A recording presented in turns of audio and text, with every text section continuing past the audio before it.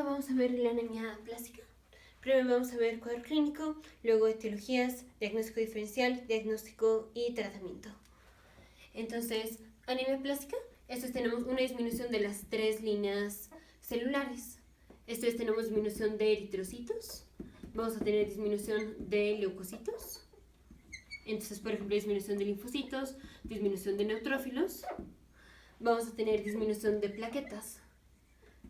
Entonces, si el paciente tiene disminución de eritrocitos, el paciente se va a presentar con anemia. O sea, va a tener fatiga, palidez, disnea, taquicardia. Si tiene disminución de leucocitos, el paciente tiene riesgo de tener infecciones. Y aquí si los leucocitos están por debajo de 5000, aquí sí el paciente tiene mucho riesgo de desarrollar sepsis. Entonces sí hay que tener mucho cuidado con estos pacientes cuando la cuenta de leucocitos sí está muy baja. Y plaquetas, si el paciente tiene disminución de las plaquetas, va a venir con sangrado. Ahora recordemos que este es un sangrado superficial. Por ejemplo, va a tener epistaxis, va a tener moretones, va a tener sangrado de las encías, por ejemplo. Entonces va a ser un paciente que va a venir así, con combinación de disminución de las 3 líneas celulares: anemia, infección y sangrado. Ahora, esto se va a dar porque vamos a tener falla de la producción de las 3 células. Falla de la producción de las 3 líneas celulares. Y esto generalmente es idiopático. Puede ser por infecciones, como es por ejemplo infección con el virus del VIH. Puede ser infección con los virus de hepatitis B o hepatitis C. Puede ser infección con citomegalovirus o infección con el virus de Epstein-Barr, por ejemplo. O infección con el parvovirus B19. Ahora, generalmente cuando tenemos infección con el parvovirus B19, el paciente desarrolla crisis aplásica. Crisis aplásica es cuando solamente tenemos disminución de los eritrocitos. Pero también puede ser que el parvovirus genere una anemia plástica.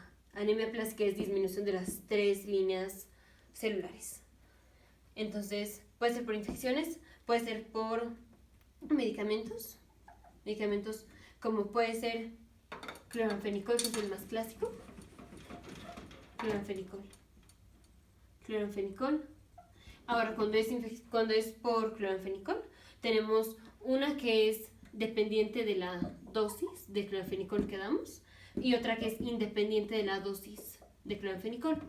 Esto es, mientras más cloranfenicol demos, más anemia plástica va a tener el paciente. Y la otra es, independientemente de la dosis de cloranfenicol que demos, el paciente va a tener una cantidad de anemia plástica o cierta severidad de anemia plástica. Entonces hay 2 formas cuando es por cloranfenicol. También puede ser por los medicamentos que utilizamos para tratar el hipertiroidismo, como es metimazol o propiltiuracilo. También puede ser por medicamentos anticonvulsivos, como es por ejemplo carbamazepina o fenitoína, por ejemplo. También puede ser por los antiinflamatorios no esteroideos. También puede ser por los medicamentos que utilizamos como parte de la quimioterapia, por ejemplo. Entonces, causas de anemia plástica son múltiples. Puede ser por infección, puede ser por medicamentos, puede ser idiopática, que es lo más clásico. Ahora, diagnóstico diferencial. Tenemos un paciente que va a venir con fatiga, datos de anemia. Entonces, como diagnóstico diferencial tenemos que pensar en ciertos tipos de anemias, como puede ser por ejemplo anemia por deficiencia de folato, puede ser anemia por deficiencia de vitamina B12, que el paciente pues se va a presentar con síntomas de anemia. También como diagnóstico diferencial tenemos el paciente viene por ejemplo con sangrado por una disminución de las plaquetas. Y cuando tenemos por ejemplo una leucemia donde la médula ósea está produciendo muchos leucocitos, puede ser que tengamos la producción de leucocitos está ocupando el espacio de producción de plaquetas, por ejemplo, o producción de eritrocitos, por ejemplo. Entonces podemos pensar que el paciente tiene una leucemia y que por eso el paciente viene con disminución de otras líneas celulares. Pero si viene con leucemia, por ejemplo, tendría generalmente aumento de la cuenta de linfocitos o la cuenta de mieloblastos. Entonces, nada más como diagnóstico diferencial, pero siempre hay forma de descartar. Aquí un diagnóstico diferencial es una leucemia, porque el paciente se puede presentar con sangrado, por ejemplo, porque los múltiples leucocitos estén ocupando el espacio de las plaquetas en la médula ósea. Entonces, diagnóstico diferencial, causas de anemia, por ejemplo, leucemias, también puede ser mielofibrosis. También otro diagnóstico diferencial es pacientes que vienen con lupus eritematoso sistémico, que de hecho el lupus también es una causa de anemia aplásica. También pueden ser pacientes que tienen la hemoglobinuria paroxística nocturna. Pero igual, generalmente los pacientes que vienen con hemoglobinuria paroxística nocturna se presentan con crisis aplásica, no anemia aplásica. Pero bueno, esto es como diagnóstico diferencial. Entonces, el diagnóstico primero, o digamos el mejor estudio inicial, vamos a hacer un frotis de sangre, vamos a hacer una biometría hemática en donde vamos a ver que tenemos disminución de las 3 líneas celulares. El volumen corpuscular medio generalmente va a estar normal. Entonces, aunque van a haber muy pocos eritrocitos, el volumen corpuscular medio generalmente es normal. Aquí no vamos a tener aumento de la cuenta de reticulocitos porque no lo estamos pudiendo formar. También vamos a tener tenemos que hacer como estudio definitivo una biopsia de médula ósea, en donde en la biopsia lo que vamos a encontrar es médula ósea hipocelular. O sea, no vamos a encontrar células en la médula ósea. Lo más que vamos a encontrar es pura grasa, puros adipocitos. Y es este el diagnóstico definitivo. Este es el estudio más acertado, que también pues, es un estudio bastante invasivo, y también tenemos que excluir las otras causas por las cuales un paciente se puede presentar con síntomas similares a crisis aplásica. También, por ejemplo, un paciente que viene con disminución de las 3 líneas celulares, podemos pensar que tenemos un proceso infiltrativo en la médula ósea, o sea, que tenemos infiltración, por ejemplo, de Mycobacterium tuberculosis en la médula ósea, o que tenemos un linfoma que se infiltró en la médula ósea. Esto, aunque se hace disminución de las 3 líneas celulares, esto no se llama crisis aplásica, eso se llama pancitopenia, porque aquí no es que tengamos un defecto de la producción de las 3 líneas celulares, solo que tenemos infiltración de la médula ósea y entonces se está ocupando el espacio de la médula ósea donde se producen las células. Y por eso tendremos disminución de las células, pero sería por ocupamiento de espacio. Eso es pancitopenia, disminución de las 3 líneas celulares.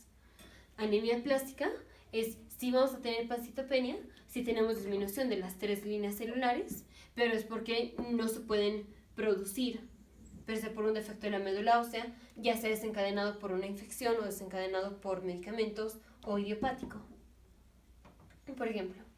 Entonces, el diagnóstico definitivo fue con la biopsia de médula ósea. Ahora, como es un paciente y en principio pues no sabemos que tiene anemia plástica, hay que hacer abordaje para las otras causas potenciales. Por ejemplo, siempre que tenemos un paciente que viene con disnea, siempre hay que hacer una radiografía de tórax. Entonces vamos a pedir una radiografía de tórax. Como diagnóstico diferencial tenemos deficiencia de vitamina B12 o deficiencia de folato. Entonces hay que pedir cuenta de vitamina B12, cuenta de folato. También hacemos examen general de orina, ya vimos la biometría hemática completa. Y esto incluye, no nada más tenemos que pedir los porcentajes de cada una de las células, sino también la cuenta total.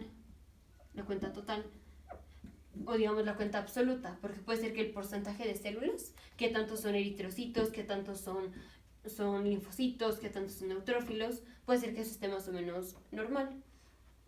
Pero el valor absoluto, o sea, cuántos linfocitos tenemos, cuántos neutrófilos tenemos, cuántos eritrocitos tenemos, es esto lo que va a estar disminuido.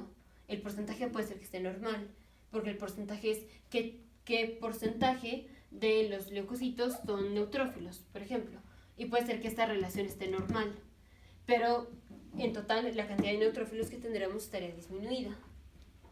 Entonces, esto es diagnóstico y tratamiento. Tratamiento inicial es quitar el medicamento que esté produciendo la anemia plástica, si es que es el caso. Si es un paciente que tiene menos de 50 años y encontramos un donador de médula ósea, que macheen, o sea, que sí tenga compatibilidad HLA, tenemos que hacer trasplante de médula ósea, porque generalmente esto es irreversible, aunque sea desencadenado por medicamentos o por infección, generalmente es irreversible el daño que se le hizo a la médula ósea. Entonces hacemos un trasplante de médula ósea si es que encontramos un donador que tenga compatibilidad HLA y si es que el paciente tiene menos de 50 años. Si el paciente tiene más de 50 o 70 años, o si no encontramos un donador que tuviera el mismo HLA que el paciente, entonces lo único que nos queda hacer es transfusiones para la anemia. Vamos a dar medicamentos inmunosupresores, como es por ejemplo tacrolimus, ciclosporina. También podemos dar micofenolato. Ahora también vamos a dar inmunoglobulinas antitimocitos. Timocitos son las células del timo y recordamos que los linfocitos T maduran en el timo. Aquí la forma idiopática generalmente se da por un trastorno de los linfocitos T que atacan a la médula ósea. Entonces también vamos a dar antitimocitos, inmunoglobulinas antitimocitos. También podemos dar plaquetas, también tenemos que dar plaquetas, pero cuando hacemos una transfusión de plaquetas es mejor que tengamos compatibilidad grupo sanguíneo AB porque esas plaquetas duran más. Y también damos un medicamento en contra del CD52, que es una proteína que se encuentra en los linfocitos, que se llama alemtuzumab, que es un anticuerpo monoclonal. Entonces el tratamiento es quitar el medicamento que esté ocasionando la anemia plástica. Si tiene menos de 50 años y si encontramos un donador, hacemos trasplante de médula ósea. Si no, si tiene más de 50 o no encontramos el donador, nada más nos queda terapia inmunosupresora. Ahora, en casos severos hay que transfundir a los pacientes, en casos severos, por ejemplo, de anemia. Pero si vamos a hacer el trasplante de médula ósea, es mejor no hacer una transfusión hasta ya después de haber hecho el trasplante de médula ósea, porque si hacemos transfusión, tenemos riesgo de que el paciente se sensibilice y que tengamos un rechazo, por ejemplo, a futuros trasplantes de médula y a futuras transfusiones, por ejemplo. Nos vemos en el siguiente video, futuros médicos, científicos e ingenieros.